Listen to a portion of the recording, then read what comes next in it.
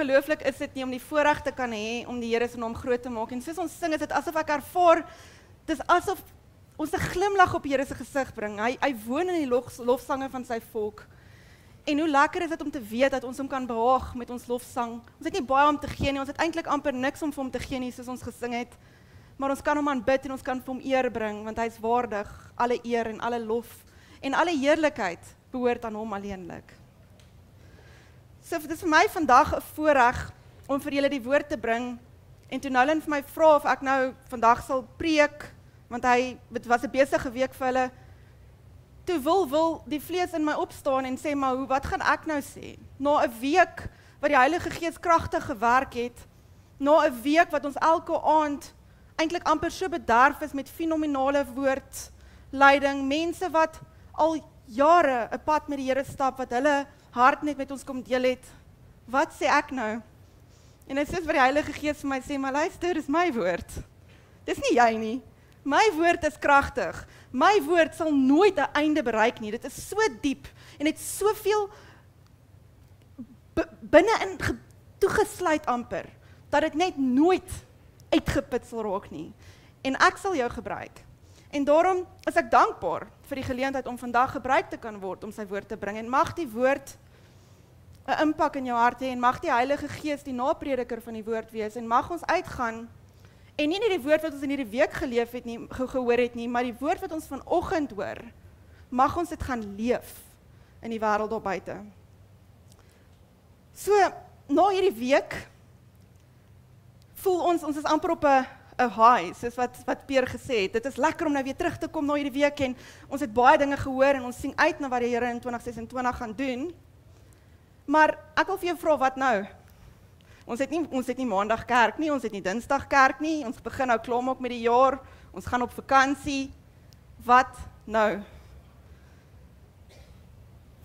Dit was 'n lekker ervaring en gaan ons vir 'n rukkie onthou wat ons gehoor het? Gaan ons vir 'n rukkie toepas wat ons geleer het? Of gaan ons regtig nou uitgaan om daar buite 'n verskil te maak? Ek weet ek wil 'n impak maak. Nie wil na oor wie ek is nie, maar ek wil hê die Here moet deur my werk om 'n impak te maak in hierdie wêreld en in sy koninkryk. Ek glo dat elkeen van julle hier sit ook voel, maar jy wil 'n impak maak. Jy wil iets doen. Jy wil nie net elke Sondag op hierdie bank sit en vol word van die woord en dit nie uitdeel nie. Want ons 'n wêreld daar buite wat Jesus se liefde nodig het. Ons 'n wêreld daar buite wat jou gehoorsaamheid nodig het. Maar ek wil vandag vir jou vra, hoe lyk daardie impak? As jy nou moet dink aan enige iemand, dit hoef nie noodwendig 'n gelowige Christen te wees nie, maar enige iemand in die wêreld, in die geskiedenis, wat 'n impak gemaak het. Wie was dit? Hoe lyk daardie impak? Miskien is dit dink jy aan mense soos presidente, wat 'n invloedsfeer het. Miskien dink jy aan kerkleiers, die predikers wat Sondag na Sondag op die platform staan en die kerk ons ekoop, ons toerus met die woord. Miskien dink jy aan mense wat uitgaan en sendelingswerk doen. Miskien dink jy aan iemand soos byvoorbeeld Moeder Teresa wat soveel mense aangeraak het in haar lewe. Ek moet erken, ek het ChatGPT gebruik. Nie om my preek op te stel nie. Maar ek het ChatGPT gebruik en ek het vir ChatGPT gevra, wie was die 10 mense wat die grootste impak in die wêreld gehad het ooit? En ek moet sê, ChatGPT het vir my 'n baie slim antwoord gegee. Hy het gesê, dit is 'n baie subjektiewe antwoord, die antwoord is baie subjektief, want dit hang af waarna jy kyk. Kyk jy na impak in die wetenskappe, kyk jy na impak in morele waardes, kyk jy na impak in armoedebediening en mense help, so hang af wat jou impak is. En ek dink as jy dink aan impak, gaan elke persoon se siening van impak verskillend lyk. Want ons is verskillend gemaak. So ek wil hê jy moet jou oë toemaak en jy moet dink. Wees eerlik met jouself. Jy het nou gesê, ek glo elkeen van ons wil 'n impak maak. Hoe lyk daardie impak vir jou? As jy onbeperkte bronne gehad het onbeperkte tyd, niks het enigstens in jou pad gestaan nie. Hoe sou daardie impak gelyk het wat jy sou wou maak in hierdie wêreld? Kan maar julle oë oopmaak. Dis belangrik dat jy moet verstaan, jou impak lyk anders as ander mense. Die Here het ons uniek aan mekaar gesit. En iets wat ek besef, soos wat ek hierdie woord voorberei, is dat ons baie keer 'n skeiding maak tussen impak in die wêreld en impak in God se koninkryk. Ons sal dink, en dit is nou Kersfees, so ek het toue gesoek, maar toe dink ek, kom ons gebruik maar tinsels. Ons sal dink, hierdie is nou die impak wat jy in hierdie wêreld maak. Dis die tipiese impak wat mens meestal kan sien. So as ons kyk na mense, die invloed wat jy het in mense se lewens, die verskil wat jy maak, die werk wat jy doen om mense te help en by te staan en nood, goeders wat mense sien. Dis 'n impak wat jy in hierdie wêreld maak. Impak as 'n ouer in jou kinders se lewe. Impak as 'n onderwyser in die kinders wat voor jou sit elke dag se lewe.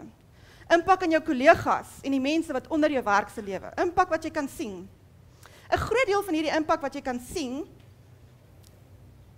'n deel van die impak kan jy nie sien nie. So jy mag miskien, dit is hoekom ek die prentjie opgesit het van die druppel wat in die water val. Die druppeltjie wat inval, maak 'n plons en dan kring hy uit. Dan maak hy daai ripple effek. En jy sien dalk die plons en jy sien dalk die impak soos wat hy bietjie uitbrei.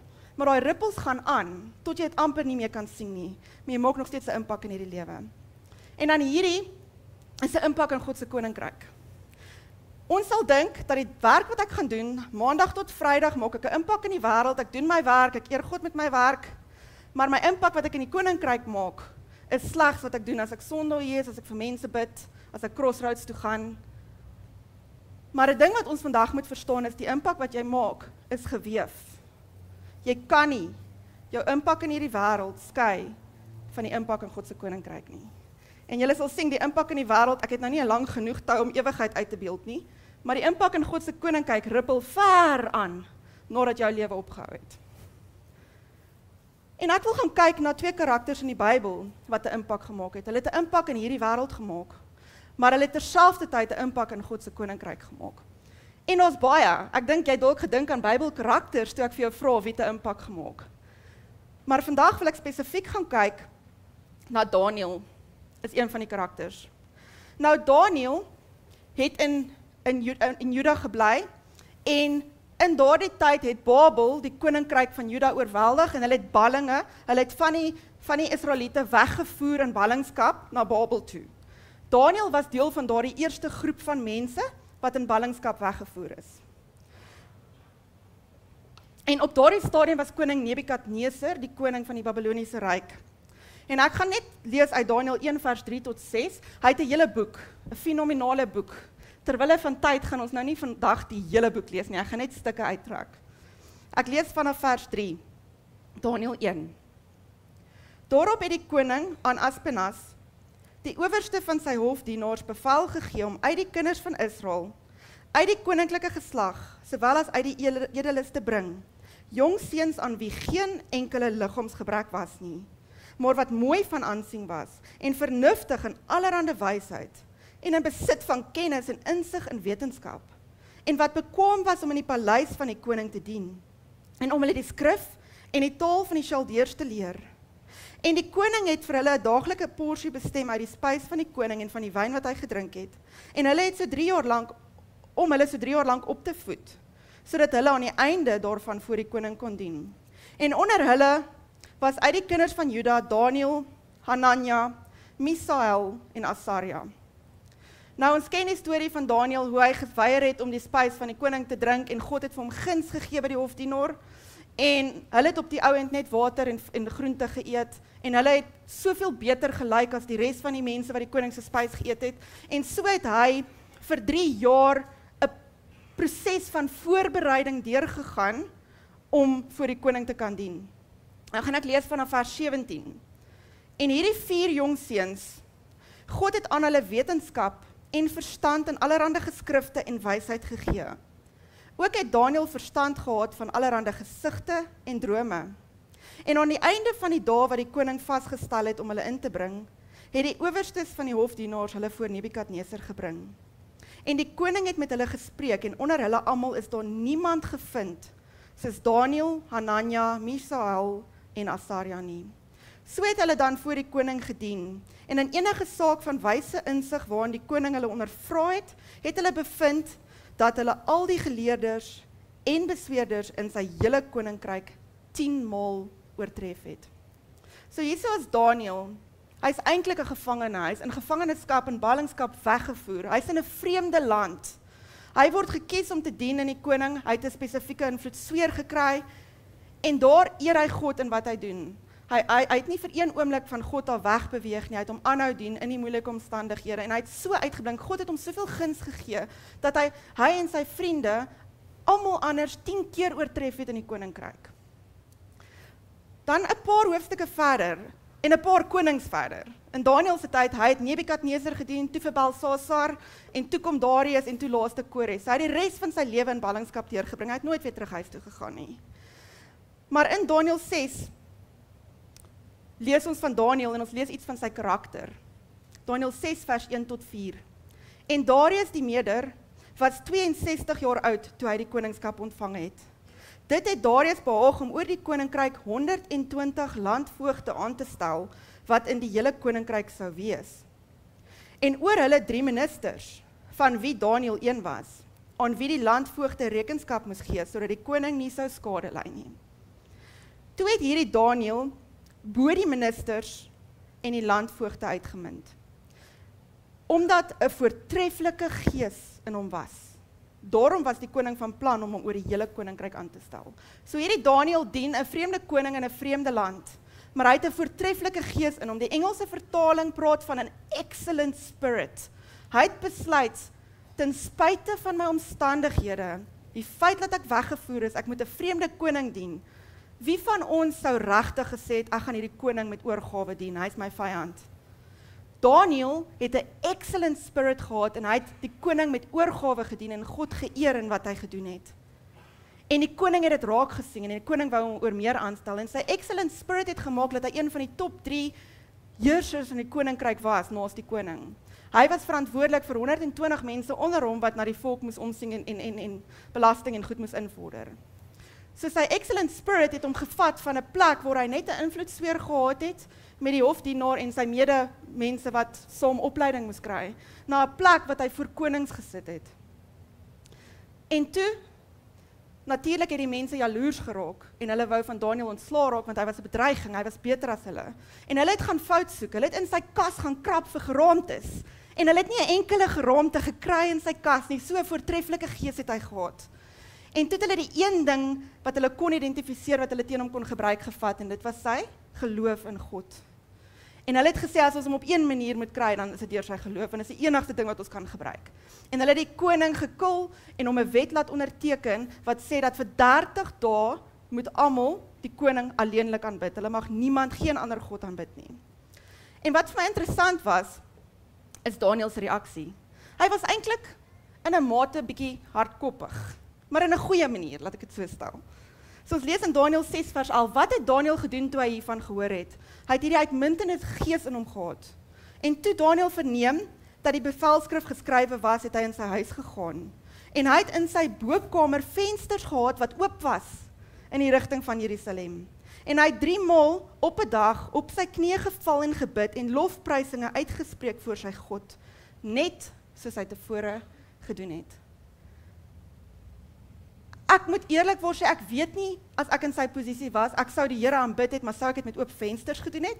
Sou ek daar bo gestaan het en gesê het, ek gee nie om nie, ek maak my vensters oop en ek is nie skaam nie, en ek gaan voor die koning van alle konings val en ek gaan hom aanbid, maak nie saak wat met my gebeur nie. En Daniël het net gesê, nee, ek gaan nie 'n kompromie aangaan nie.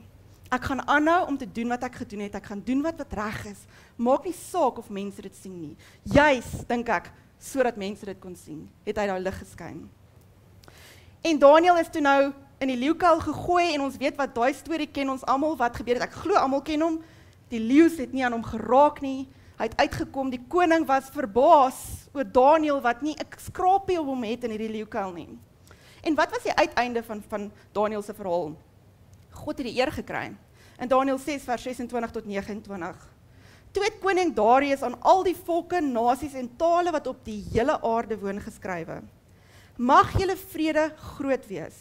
Deur my word bevel gegee dat hulle in die hele magsgebied van my koninkryk moet bewe en sidder voor die God van Daniël. Want hy is die lewende God en hy bestaan in ewigheid en sy koninkryk is een wat nie vernietig kan word nie en sy heerskappy duur tot die einde toe. Hy verlos en red en doen tekens en wondere in die hemel en op aarde. Hy wat Daniël uit die mag van die leeu's verlos het. En hierdie Daniël was voorspoedig onder die regering van Darius en onder die regering van Kores die Pers. So een persoon se besluit om die regte ding te doen, om nie 'n kompromie aan te gaan nie, om aan te hou om God getrou te dien, het 'n impak in God se koninkryk gehad, laat volke die koning van Dawid geëer het. Die koning van Babel het ons God van Daniël geëer. Die tweede verhaal wat ek nou wil gaan kyk, is Rut. En Rut is eintlik 'n baie interessante verhaal, 'n hele boek geskryf oor haar. En Rut was eintlik sy was 'n Moabitiese vrou. En wat gebeur het is Elimelech het in Juda gebly. En daar was hongersnood gewees in die land van Juda. En hy het sy vrou en sy seuns gevat en hy het getrek na Moab toe, 'n vreemde land waar hy gaan 'n beter uitkoms probeer bewerk het vir sy familie. En dan lees ons in Rut 1 vers 3. En Elimelech, die man van Naomi, het gesterwe, maar sy en haar 2 seuns het oorgebly. En hulle het vir hulle Moabitiese vroue geneem, die een was Orpa en die naam van die ander was Rut. En hulle het daaromtrent 10 jaar gebly. En toe Maglon en Gilion, dis nou die 2 seuns, albei sterwe, en die vrou sonder haar 2 seuns en haar man oorbly, het sy al gereed gemaak om met haar skoondogters en teruggegaan uit die veld van Moab. Want sy het in die veld van Moab gehoor dat die Here op sy volk ag gegee het deur aan hulle brood te gee. So het sy dan haar woonpark verlaat en haar 2 skoondogters saam met haar, maar toe hulle op pad was om na die land Juda terug te gaan, sê Naomi aan haar 2 skoondogters, gaan heen, draai om, elkeen na haar moeder, na die huis van haar moeder. Mag die Here aan julle guns bewys, sodat julle ook aan die dode en aan my bewys het. So hierso sê Naomi, luister, ek het vir julle niks nie. Ek het niks om vir julle te bied nie, ek het nie meer seuns nie, ek het nie 'n man nie, ek het niks. Moenie saam met my gaan nie, gaan terug na jou mense toe. Moenie jou mense agterlaat nie, want ek kan vir jou niks bied nie. En dit was 'n heen en weer van hulle wou nie en op die ou end het Orpa gegaan, maar Rut wou nie. Soos Daniël het Rut eintlik amper haar koppe gestreek gehad en besluit, maar ek gaan nie 'n kompromie aangaan op wat ek weet die regte ding is om te doen nie. En ons lees in Rut 15 sê Naomi vir Rut, kyk, jou skoonsister het omgedraai na haar volk en na haar gode toe. Draai om agter jou skoonsister aan. Maar Rut sê, moenie by my aandring dat ek u moet verlaat om agter u om te draai nie. Want waar u gaan, sal ek gaan. Waar u vertoef, sal ek vertoef. U volk is my volk en u God is my God. Waar u sterwe, sal ek sterwe en daar begrawe word. Mag die Here so aan my doen en so daaraan toe doen.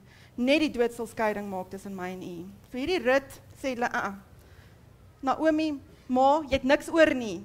Ek is wat jy het en ek gaan saam met jou gaan en ek gaan die God eer wat jy eer, want dit is my God. En sy gaan saam met Naomi. En in daardie tyd kon vrouens nie land besit nie. Hulle kon nie werk vir inkomste nie. So Naomi het regtig eintlik niks gegaan om heen huis toe te gaan nie. Haar man het nog land oorgehad, maar sy kon dit nie regtig bewerk om 'n inkomste te kry nie. So hulle het daar in armoede gaan bly. En hierdie Rut het so 'n nederige, hardwerkende, loyale gees gehad, dat sy gegaan het en sy die are opgetel wat uit die ploë uitval, soos wat hulle die landerye bewerk. En sy het, soos wat die Here dit bewerk het, want niks is toevallig nie, het sy op Boas se land geëindig. En sy het hierdie are opgetel en sy het 'n uitmuntende gees gehad, want sy het in nederigheid haar werk gedoen, sy het hard gewerk van die oggend tot die aand om vir haar skoonma te voorsien, en Boas het dit raak gesien. En dan weet ons, as ons aan Rut se verhaal dink, wat het gebeur? Boas was op die ouend 'n ver langs familielid, hy was 'n losser, en wat dit beteken was, in daardie tyd die lossing het 2 komponente gehad. 'n Losser was verantwoordelik dat as iemand land verloor as gevolg van armoede, of as die man in die familie sterf en die seun sterf en ons niemand wat hierdie land kan oorneem nie, moes die losser die land oorkoop. Maar hy moes ook vir die man se vrou sorg. En dan was daar 'n ander element van lossing gewees in daardie tyd, en dit was die nageslag. So as 'n man sou sterf, sonder 'n seun wat sy nageslag kon vorentoe vat, dan was dit die losser se verantwoordelikheid om met sy vrou te trou, en die eersgeborene uit daardie huwelik sou dan die man wat nou oorlede is, se stamboom voortgedra het. En daardie persoon sou alles geërf het wat aan daardie man wat oorlede is behoort het. Die lossing was 'n wet, maar dit was nie verplig nie. 'n man kon kies of hy wil as losser optree of nie. En Boas het hierdie proses gegaan en hy het op die ouend ingestem om as losser op te tree. En hy het met Rut getrou en hy en Rut het 'n kind gebaar. Wel, Rut het die kind gebaar, hy en Rut het die kind gemaak, as ek dit so kan stel. En hy het die land oorgekoop en dit het vir Naomi 'n inkome gegee en 'n inkomste gegee sodat sy kon oorleef en 'n inkomste kon hê om aan te hou. En dan lees ons in Rut 4, wat was die uiteinde van die? God het weer die eer gekry deur die lewe van Rut en die lewe van Boas. Vers 14. Toe sê die vroue vir Naomi: Geloof sy die Here wat aan jou vandag 'n losser nie laat ontbreek het nie. En mag sy naam in Israel geroem word. Hy sal vir jou een wees wat jou siel verkoop en jou grysheid versorg, want jou skoondogter wat jou liefhet het hom gebaar. En sy was vir jou meer werd as 7 seuns. En Naomi het die kind geneem en op haar skoot gesit en sy het sy pleegmoeder geword. En die buurvrou het hom 'n naam gegee en gesê, vir Naomi is 'n seun gebore. En hulle het hom genoem Obed. En hy was die vader van Isaai, die vader van Jakob. Dis baie interessant, Boas was die seun van Ragab die prostituut. So Boas was die seun van Ragab en Boas en Rut het 'n seun gebaar en daardie seun was die oupa van koning Dawid en was in die stamlyn van Jesus Christus wat op die ouend gekom het. Rut en Daniel het op die aarde 'n impak gemaak, 'n impak wat mens kon sien. Daniel het God geëer, hy het hom gedien en met oorgawe, hy het die koning geëer, hy het sy werk met excellence gedoen. Rut het hard gewerk, sy het haar skoonmoeder versorg, sy was nederig. Maar hulle albei het 'n koninkryksimpak gehad. Beide Dawid en Rut. Albei van hulle het op 'n plek gekom dat God eer kon kry. En Rut is in die stamboom van Jesus Christus ingeskryf, basies. En dit wys net vir mens, as Daniel nie met oorgawe sy werk gedoen het nie, as Rut nie elke oggend opgestaan het en soos 'n slaaf gewerk het om daardie are op te tel om vir haar skoonma te sorg, sou Boas hom nie raak gesien het nie, sou dit nie uitgewerk het soos wat dit uitgewerk het nie. So beide Daniel en Rut het in hierdie lewe impak gemaak. Maar die impak was eintlik so geweef in God se plan, wat mense nie noodwendig altyd dadelik gesien het nie, maar dit was geweef in sy plan en die impak wat hulle gemaak het aangehou, lank na hulle lewe einde gekry het. En dit is iets wat ek wil hê jy moet vandag verstaan. Jy wil 'n lewe van impak maak. En ek ervaar hier's mense vandag wat voel, maar as ek dit reg kry en dit doen, en as ek op daardie plek kom, dan sal ek 'n impak kan maak. As ek daardie titel kry, as ek in daardie posisie is, dan gaan mense vir my luister en ek gaan 'n verskil kan maak. En ek wil vanoggend vir jou sê, nee, jy kan nou al 'n impak maak. Waar jy is, want God het jou op 'n plek geplant om 'n impak te maak, daar waar jy nou is. En daarom wil ek vandag bietjie net die lewe van impak bietjie uitmekaar uitbreek. En ek het basies die woord impak gevat en ons 5 punte waaroor ek vandag wil praat. Die eerste letter van die woord impak is 'n I. En die eerste woord wat ek wil hê jy moet vanoggend onthou is invloed. Die tweede letter is 'n M. En die tweede woord wat ek wil hê jy moet vandag onthou is mense. En die derde letter is P, dis plan. Onthou plan. A, aksie en K, karakter. Invloed, mense, plan, aksie, karakter. Invloed. God het vir jou 'n unieke sfeer van invloed gegee. Hy het jou op 'n unieke plek geplaas, hy het vir jou unieke vaardighede gegee, hy het jou op 'n pad gelei, jou in 'n unieke beroep geplaas. Jy het 'n invloedsfeer wat die persoon wat langs jou sit nie het nie. En jy moet daar waar jy 'n invloedsfeer het alreeds 'n impak maak. Dit is belangrik dat jy moet verstaan jou werk en jou beroep. Dit voel dalk vir jou asof dit maar net so uitgewerk het en jy's in 'n rigting omdat dinge maar net so gebeur het, maar dit is God se plan. God rus ons toe. Hy sit ons op plekke. En ek sal nie byvoorbeeld laat 'n dokter my opereer as hy nie 'n graad het nie, as hy nie gekwalifiseer is om my te opereer nie. So ek sal nie laat 'n prokureur, mag ek nooit 'n prokureur nodig hê nie, maar as 'n prokureur my moet verteenwoordig, gaan ek nie noodwendig hom vertrou as hy nie die wette ken en bekwaam is in sy werk en opgelei is nie. So jy sit in 'n posisie, jy het 'n spesifieke loopbaan, jy het dalk 'n spesifieke kwalifikasie en dit voel vir jou dis so ver verwyder van God se koninkryk. Ek wil vir jou sê, jy het 'n invloedsfeer op 'n plek waar ek nie kan kom nie. Ek het 'n invloedsfeer op 'n plek waar jy nie kan kom nie. En dan het ons almal ook 'n invloedsfeer in ons nabye omgewing, in ons gesinne, in ons families, in ons vriendekringe. Dit is belangrik dat jy gaan moet besef, God gebruik jou op 'n unieke plek en 'n unieke manier om 'n impak te hê. Daniël is van Juda weggevoer. Hy was eintlik 'n gevangene, hy is in ballingskap weggevoer. Hy was maar daar besig om opleiding te kry en hy het daardie impak, die invloedsfeer wat hy gehad het, was eintlik maar aanvanklik baie klein. Maar soos wat hy getrou die Here gedien het, het daai invloedsfeer vergroot, tot op 'n plek waar hy voor konings gestaan het om 'n impak te hê. En eintlik het Rut 'n baie klein invloedsfeer gehad. Haar invloed was hoofsaaklik eintlik maar net op Naomi se lewe en Boas se lewe, as jy daaraan dink. Maar sy was getrou en God het daardie klein impak wat sy gehad het, wat tog so eintlik amper onbelangrik voel, het hy gebruik om 'n groot impak in sy koninkryk te hê. En ek het doelbewus hierdie twee verhale gekies, want ons het vir Daniël wat voor koning sit en Rut wat niemand ken nie. Vreemdeling in 'n vreemde land, maar tog het hulle albei hulle doel bereik. En albei het 'n impak gehad, want hulle was getrou in daardie invloedsfeer wat die Here vir hulle gegee het. Ons lees uit Kolossense 1 vers 15 tot 17. Hy is die beeld van die onsienlike God, die eerstgeborene van die hele skepping, want in hom is alle dinge geskape wat in die hemele en op aarde is, wat sienlik en onsienlik is. Trone sowel as heerskappye en owerhede en magte, en alle dinge is deur hom en tot hom geskape. Hy is voor alle dinge en in hom hou alle dinge in stand. Jy is deur hom en tot hom geskape.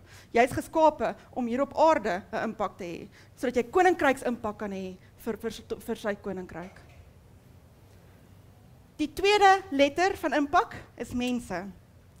God gebruik mense, soos wat ons laasweek ook gehoor het. God gebruik mense soos ek en jy. Maar hy rus ons toe met wat ons nodig het om sy werk te doen. So dit is belangrik dat jy moet verstaan, hy gebruik mense om 'n impak te hê en hy rus jou toe om daardie impak te hê wat hy wil hê jy moet hê. As ons dink aan Daniël en Rut se verhaal, Daniël is weggevoer en die hofdienaar het guns by die hofdienaar gekry in Daniël se verhaal. Sy vriende was deel van sy verhaal wat hom bygestaan het en saam met hom ingetree het toe die Here vertrou het vir antwoorde. God het die koning gebruik. God gebruik mense en hy het vir Daniël gebruik. En Rut, hy het vir Rut gebruik om liefde vir Naomi te wys. Hy het vir Boas gebruik om as losser op te tree. Hy het vir Naomi gebruik deur vir haar plan te gee van hoe kan sy 'n uitkomste hê en hoe kan sy vir haar toekoms in die land bewerk. So in al die verhale kan ons sien hoe God jou as 'n mens gebruik en hoe hy jou toerus. Hy rus jou toe vir wat jy moet doen. As ons dink aan Daniël, wat vir my so interessant was toe ek die eerste keer Daniël gelees het, was dat God het hom toegerus met wetenskap. Ek het altyd gedink wetenskaplik is, want ek self is 'n navorser. Dink ek, maar dis maar net iets wat ons doen wanneer ons werk, maar God, dis 'n gawe van God, hy het hom wetenskap en kennis gegee en die vermoë om drome uit te lê. En vir Rut, ek glo Rut het die gawe van barmhartigheid en diensbaarheid gehad, wat sy met oorgawe uitgeleef het vir haar skoonma. So elkeen van julle wat hier sit, het gawes en talente. En van die gawes en talente het ons dalk nog nie eens ontdek nie. En dis hoekom dit belangrik is, dat jy tot jy op 'n plek kom wat jy ontdek wat dit is wat die Here wil hê jy moet doen, is om oral betrokke te wees. Nie terselfdertyd nie, want jy gaan uitgebrand raak, maar probeer alles. Begin om koppies te was, stoele te pak, saam te bid by Crossroads, wat ook al, probeer om 'n musiekinstrument te speel, as hulle nou vir jou sê, luister, nee, wag, ek dink nie, dit is dalk 'n goeie idee nie, dan weet jy ten minste, dis enetjie wat jy kan afhaal van jou lys af. Ek dink nie ek sou dit gemaak het, as ek probeer sing het nie, dis hoekom ons baie fenominale talent in ons band het. So begin iets doen, en jy gaan baie vinnig agterkom, iets laat jou tik, as ek dit so kan stel. Ek moet vir julle eerlikwaar sê, toe ek my lewe en my loopbaan beplan het, ek is 'n gekwalifiseerde bedryfsingenieur. En ek het hierdie loopbaan beplan en ek het gedink ek gaan CEO word en ek gaan hierdie invloed en hierdie besighede hê en ek gaan 'n mover en 'n shaker wees. En die Here het 'n ander plan met my lewe gehad. En hier staan ek vandag voor julle, die laaste ding wat ek gedink het ek sal doen is om op 'n platform te staan en die woord te verkondig. En hier is ek. Ek is eintlik 'n introvert, so dit is nie noodwendig vir my altyd maklik om voor mense te praat nie. Maar mens groei in dit. En die Here het my op 'n plek geplaas in my beroep waar ek by universiteit werk, waar ek met mense moet begin werk. En waar ek voor studente moet staan en vir hulle moet leer en hulle moet oortuig dat wat ek hulle nou leer is die beste ding op aarde. En hy het my laat groei in dit. En ek besef, ek het nie noodwendig gekies nie. Ek sou eintlik wou rekeningkunde gaan swat. Agter 'n boek sit en nie in kontak kom met mense nie. Maar die Here het 'n ander plan gehad. Ek kan nie vir jou sê hoe ek by my beroep uitgekom nie, maar dit het net gebeur. En die Here het dit gebruik om my voor te berei vir wat hy wil hê ek moet doen. So niks wat jy doen, al voel dit vir jou, luister, hierdie is so onbelangrik in God se koninkryk. Hy is besig om sy plan aan mekaar te weef. En hy is besig om jou toe te rus vir dit wat hy wil hê jy moet doen. Dis soos 'n tapisserie. Ek dink dit is 'n tapisserie, 'n quilt met al die verskillende lappies. Ons elkeen is 'n lappie. En daardie lappie het 'n unieke patroon en 'n unieke prentjie wat hy besig is om te bewerk. En elke lappie werk vas aan die volgende lappie. En so is hy besig om uit elkeen van ons lewens sy meesterplan te bewerk. Ons elkeen het daai stukkie lap, daai rol wat ons moet vervul. Dit is belangrik dat jy net moet gehoorsaam wees en gaan waar die Here jou lei. Die derde, ek wil net lees uit Efesiërs 2 vers 10, sê, want ons is sy maaksel geskape in Christus Jesus tot goeie werke, wat God voorberei het sodat ons daarin kan wandel. So jy is geskape tot goeie werke. Hy wil jou gebruik om goed te doen. 1 Petrus 4 vers 10 sê, na mate elkeen 'n genadegawe ontvang het, moet julle mekaar daarmee dien, soos goeie bedienaars van die veelvuldige genade van God.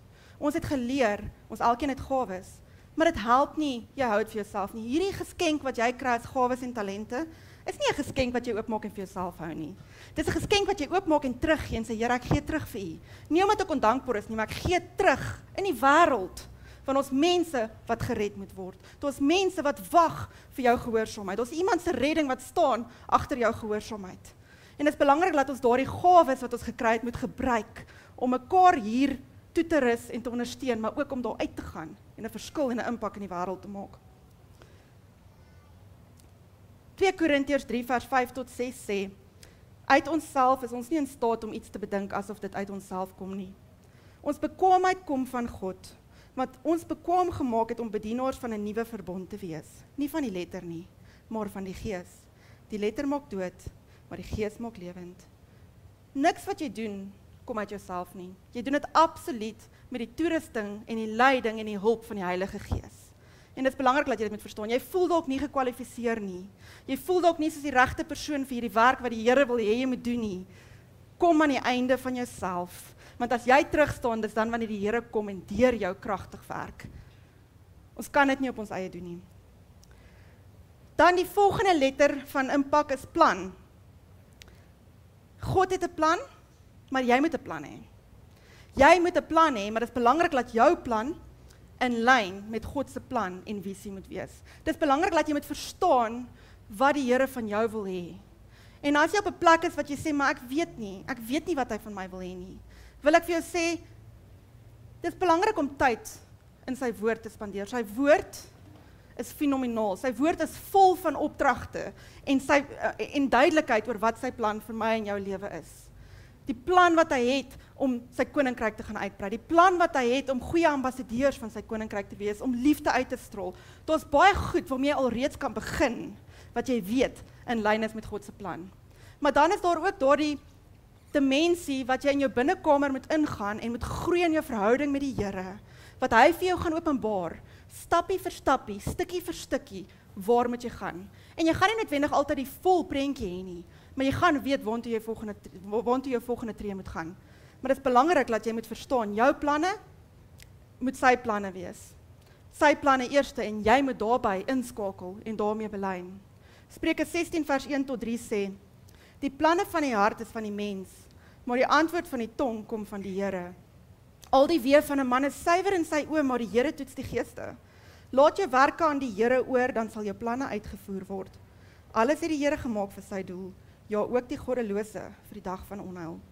In Spreuke 3 vers 5 tot 6 sê, vertrou op die Here met jou hele hart, en steun nie op jou eie insig nie. Ken hom in al jou weë, dan sal hy jou paai gelyk maak.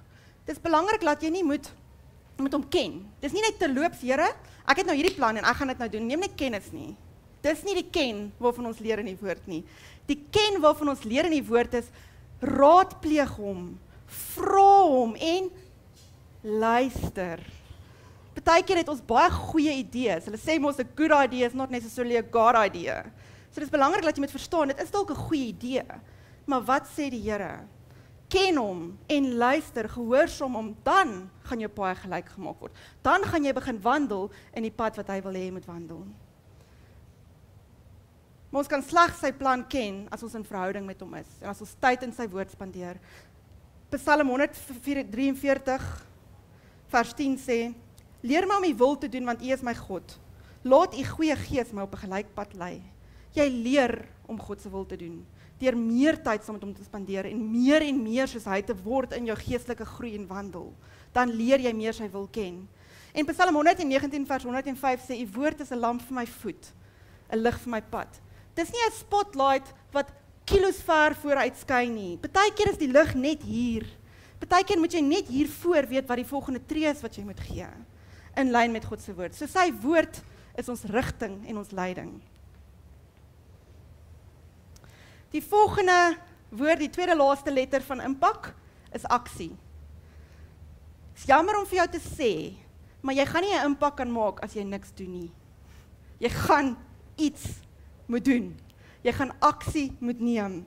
God verwag van jou om te doen, maar jy moet dit nie uit jou eie vermoë uit doen nie, jy doen dit soos wat hy jou lei. Jy moet 'n aksie neem om te doen. Daniël het hard gewerk. Toe hy hoor van die droom van Nebukadneser aan die begin, en Nebukadneser sê almal gaan doodgemaak word as hulle nie die droom uitlê nie, of die droom gee en uitlê nie, het Daniël nie gesê, o, dis so jammer, maak my maar dood nie. Daniël het aksie geneem en die Here gaan soek en raadpleeg vir die antwoorde. Hy het aksie geneem deur sy werk goed te doen. Hy het aksie geneem om God te gaan aanbid toe die bevel gekom het. Rut het opgestaan in die oggende om are te gaan optel. Sy het iets gaan doen. En toe Naomi vir haar sê om na Boas toe te gaan om die plan uit te voer, het sy dit gaan doen. As nie een van hulle aksie geneem het nie, sou dit nie gebeur het nie. So jy kan nie vir my sê, jy maak nie 'n impak nie, maar jy sit Sondag na Sondag in hierdie kerk, word vol gevoer met die woord, maar jy gee niks uit nie. Dan gaan jy nie 'n impak kan maak nie. Dit is belangrik dat jy moet gaan gee en gaan doen wat jy leer en toepas in jou lewe. Ons doen nie goeie werke omdat ons gered wil word nie. Ons is gered deur genade, maar ons is gered vir goeie werke. Want ons is 'n wêreld daar buite wat nog nie gered is nie. En daardie mense wag vir jou gehoorsaamheid om te gaan doen, sodat hulle aangeraak kan word. Jakobus 4 vers 17 sê, wie dan weet om goed te doen en dit nie doen nie, vir hom is dit sonde. So as die Here van jou verwag om vir daardie persoon te bid en jy doen dit nie, is dit sonde.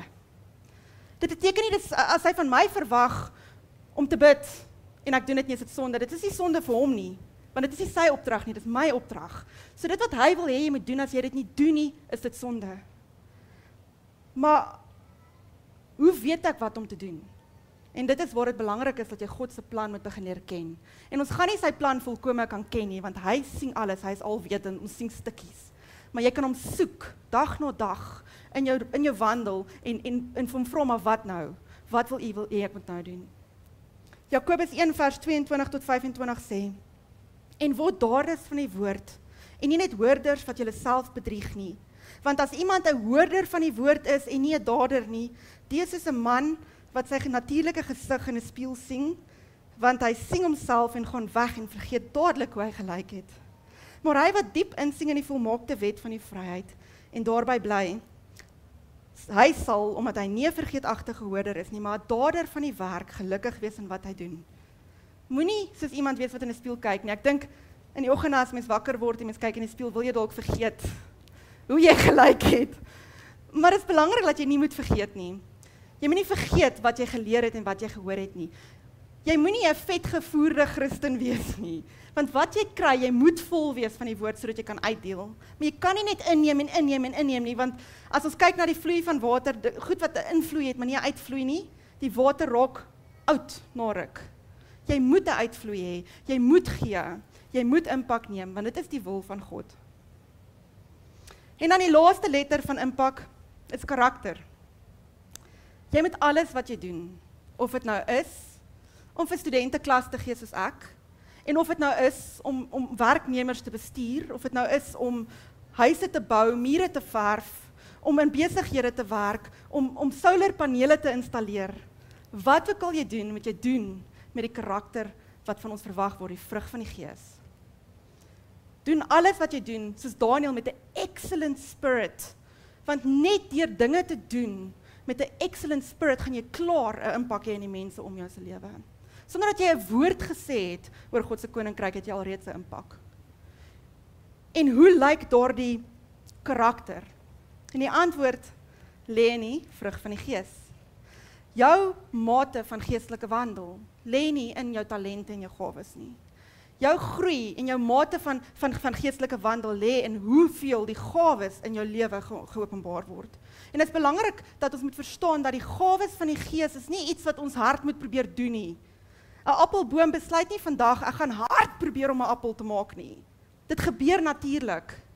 Maar dit is belangrik dat jy gaan moet groei in daai, en hoe meer en meer jy in verhouding wandel en tyd saam met God spandeer en jou besig hou met hemelse dinge, hoe meer gaan jy begin om daardie karakter en die vrug van die Gees te begin uitleef. En dit gaan nie onmiddellik wees nie. Ek dink ons verwag baie keer dat as ek nou daai besluit geneem het, nou gaan ek die vrug van die Gees uitleef. Dit gaan nie baie lank hou nie. Ons was nou onlangs by Gold Reef City. En mense, daar's toue. Toue en toue en toue. En borde wat sê, no place keeping, no cute jumping. En wat gebeur? Kort. Nee? En weet julle wat? Ek wou so 'n bietjie geïrriteerd raak en dit is net so die Gees vir my sê, nee, it's okay, let him be. Jy sal jou beurt kry.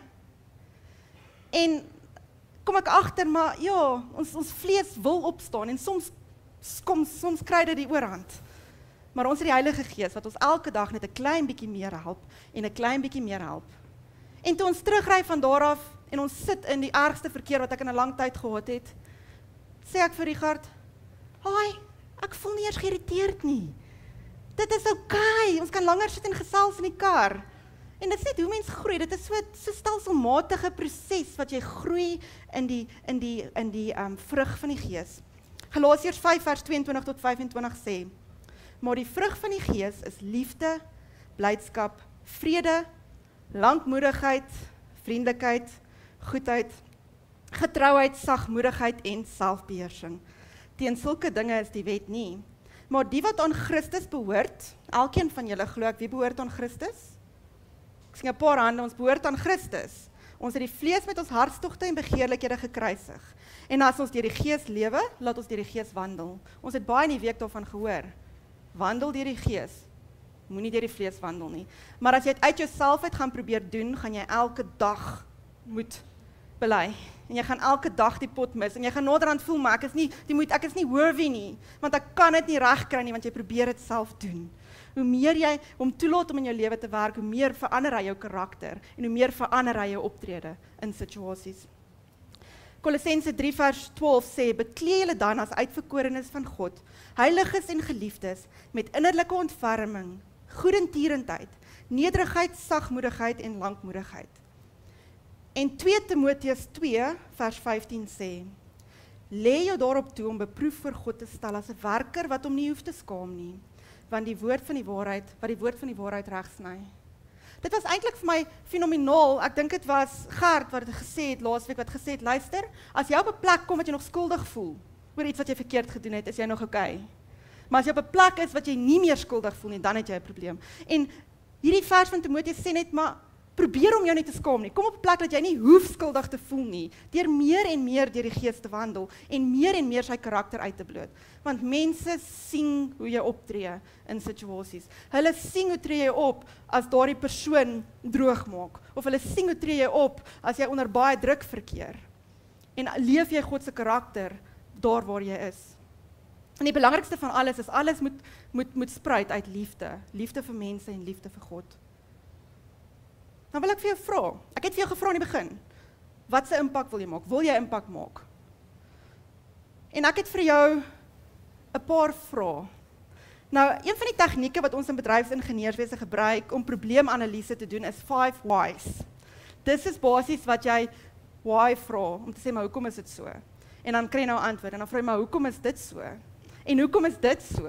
En hoekom is dit so? Totdat jy op 'n plek kom wat jy by die bron van die probleem kom. Maar vandag wil ek vir julle die 5 whats deur Wilna Bean leer. Okay. So, daar is 5 vrae vir elkeen van hierdie punte wat ek wil hê jy moet onthou. As jy nou die res vergeet het, gaan lees die woorde reg as jy hier en daar 'n vers onthou. Maar onthou die 5 vrae wat ek vir jou wil vra. Die eerste vraag is: wat is jou invloedsfeer? Waar is jy? Waar het die Here jou geplaas? Waar kan jy nou 'n impak maak? En weet dat invloedsfeer kan verander. Kyk na Daniël. Hy het baie klein begin en sy invloedsfeer het geskuif na 'n plek wat hy voor die koning was. So dit kan verander, maar waar is jou invloedsfeer nou? En waar kan jy 'n verskil maak? Mamma, pappa, jou kinders is jou eerste invloedsfeer. Dit help nie jy wen die wêreld met jou eie siel, soos die woord sê, maar ook, dit help nie jy is buite in die wêreld, leef jy Jesus, maar in die huis skop jy die hond nie. Jy moet Jesus se liefde begin by jou gesin, by jou familie. En ja, ek erken, ek moes al vir my kinders sê, ek's jammer, mamma het dit nou diskant verloor vir jou. Want ek is ook net 'n mens. Maar as jy kan jammer sê en jy kan daaruit leer en groei, dan weet jy is op 'n regte plek. So jou invloedsfeer, wat is jou invloedsfeer? Die tweede vraag wat ek vir jou wil vra, wat is jou godgegewe gawes en talente wat jy kan gebruik? Wat het jy? Wat is in jou pakkie? Soos daai seentjie met die vissies en die broodjies. Dis wat hy gehad het, dis wat hy gegee het. Wat is jou vissies en broodjies wat jy kan gee? Wat is jou godgegewe gawes en talente? En dalk voel jy maar jy's nie seker nie.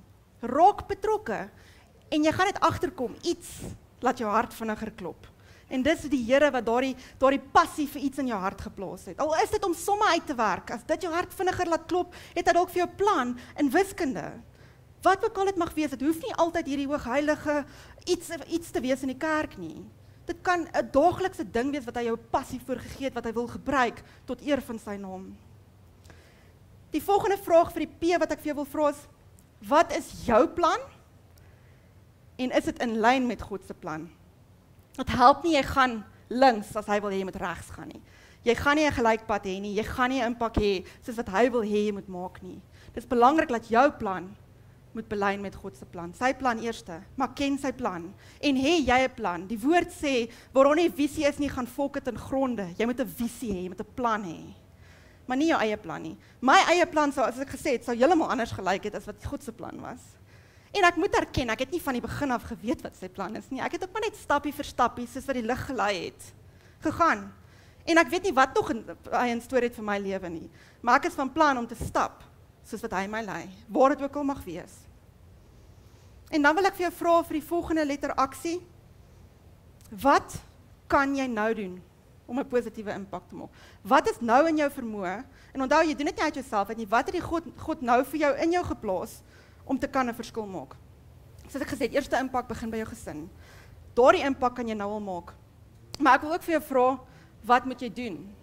Wat kan jy doen? En wat se skuwe kan jy maak om seker te maak jy belyn jou plan en jou idees met God se plan? Want daar is 'n belyning nodig. En dit is belangrik dat jy gaan moet verstaan, maar my plan moet in lyn kom. En dan die laaste ene is vir die K van karakter. Ek wil vir jou vra, wat of wie sien mense as hulle na jou lewe kyk? In die kerk sien mense dalk Jesus, maar wat sien die mense by die werk? Wat sien die mense by jou kinders by die huis? Wat sien jou vriende as jy by hulle by 'n braai is? Wat of wie sien hulle as hulle na jou kyk? En dit is, dink ek, die belangrikste van die letters van impak, is om daardie karakter te begin leef, want jy kan goeie werke doen, maar as jy nie God se karakter het nie, gaan dit nie impak hê nie. Ek was nou onlangs by 'n konferensie, en die man wat gepraat het, is 'n verskriklike suksesvolle besigheidsman, baie geld, baie suksesvol, verskeie boeke geskryf, saam met top mense in ons veld gewerk. Hy is nie gelowig nie. En hy sê, sy visie in die lewe was eerstens, om goed te doen, en dan om geld te maak, en te repeat. En hy sê, baie van sy vriende wat multimiljonairs is, en biljonairs is, of miljardairs is, as ons dit regte Afrikaans gebruik, het die andersom. Hy sê, miskien moes hy sy volgorde ook omgeruil het. Get rich, and do good, and repeat. Mense wat nie vir God dien nie, doen ook goed. Maar die verskil wat ons as wedergebore kinders van God het, is ons het God se karakter, ons het sy liefde, ons het sy vrug van die Gees wat ons mee dit kan uitleef, en dit is wat daai koninkryks impak maak, dit is wat 'n ware impak maak. So jy kan goed doen, maar as jy dit nie met die regte karakter gaan doen nie, gaan dit nie 'n impak in sy koninkryk hê nie. En dan het ek 'n bonuskaart, wat ek net wil hê, deur al daardie letters van invloed, mense, plan, aksie en karakter, is dit 'n koninkryksfokus. Hou jou oë op God se plan, God se koninkryk. Jy moet goed in hierdie wêreld doen, maar ken hom in alles. Hou jou oë op hom, moenie jou fokus van hom afhaal nie. Dan gaan jy 'n impak hê. En die impak wat jy maak is nie vir jou eie eer nie, dis tot eer van God. Jy doen dit nie vir jouself nie, jy doen dit omdat jy vir hom lief is en omdat jy 'n wêreld wil aanraak wat verlore gaan. Kolossense 3 vers 1 tot 3 sê: As julle dan saam met Christus opgewek is, soek die dinge daarbo, waar Christus is en aan die regterhand van God sit. Bedink die dinge wat daarbo is, nie wat op die aarde is nie, want julle het gesterwe en julle lewe is saam met Christus verborge in God. Julle is in Christus. Bedink wat bo is. Partykeer die dinge wat ek doen in my werk, sal ek partykeer vir myself moet sê, maar Wilna, nee, dit wat ek doen maak 'n invloed. Dit het 'n impak in God se koninkryk. En ek het die laaste tyd moes ek 'n groot funksie reël, 'n groot ding reël. En dinge het so verkeerd gegaan, dat ek soos uit myself uit net probeer dinge doen het, totdat ek op 'n plek gekom het, ek sê, my Here, nee, wag, selfs my werk kan ek doen om U te eer. U gee om oor my werk, want U gebruik my werk om 'n impak te hê. En ek het soos daai preek van Heskia, ek het my planne voor die Here gelê, en ek het gesê, Here, wat nou? En hy het vir my gesê, doen dit, en ek het dit gedoen. En dan het hy vir my gesê, doen dit, en ek het dit gedoen. En dan het hy vir my gesê, doen dit, en ek het dit gedoen. En alles het net so in plek geval. En ek kon God se hand sien, soveel so dat na die funksie mense vir my kon sê, maar een van my kollegas vir my sê, maar het jy oor hierdie konferensie gebid? Want ek het God se hand hierin gevoel. Dit soos, wow, Here. En ek sê dit nie vir my eer nie. Ek wil net vir julle verduidelik dat selfs om 'n konferensie te reël, gee God om oor. Jy kan hom eer in iets soos dit. So moet nooit dit wat jy doen minag nie. God gebruik jou waar jy is. Soos dat ek terugkom op hierdie ding. Dit is belangrik dat jy gaan moet verstaan dat jou impak wat jy in hierdie wêreld het en in jou werksplek het en in jou gesin het, 'n ewigheidsimpak het. Maar is ook belangrik, soos daardie rippel van water wat uitkring, moet jy verstaan, soos wat daar op daardie deur staan, what we do in life echoes in eternity. Dit maak 'n verskil in 'n ewigheid wat jy nie gaan nie noodwendig eens die verskil sien nie, maar wat jy hier doen, het ewigheidswaarde. Hou aan om God te eer in jou werk, hou aan om 'n impak te maak daar waar jy kan. Ken hom in al jou weë en hê 'n koninkryks impak tot eer van sy naam.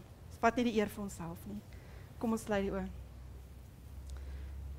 Ons hemelse Vader, dankie dat ons as mense wat nie veel het om te gee nie, gebruik kan word deur U Here.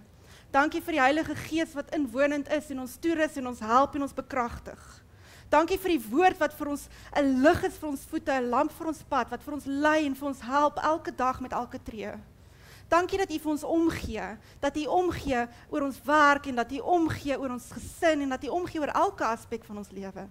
Here Jesus, mag ons 'n impak gaan maak in hierdie wêreld en mag ons op terselfdertyd 'n impak in die koninkryk hê, Here.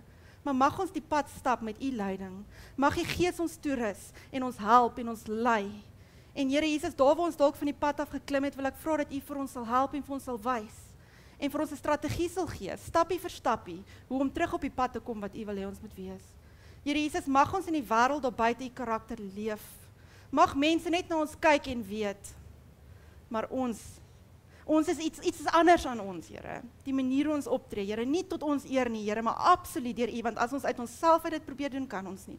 Daarom vra ons Heilige Gees, lei ons, help ons, beskerm ons, en ons eer U net en sê dankie, Here, vir ons gawes en talente. Ek vra dat U ons sal help om ook te ontdek wat dit is wat U wil hê ons moet doen. Daardie mense wat dalk voel, hulle weet nie, Here, dat U ook net vir hulle sal duidelikheid begin gee oor wat hulle moet doen, wat hulle nou moet doen, Here.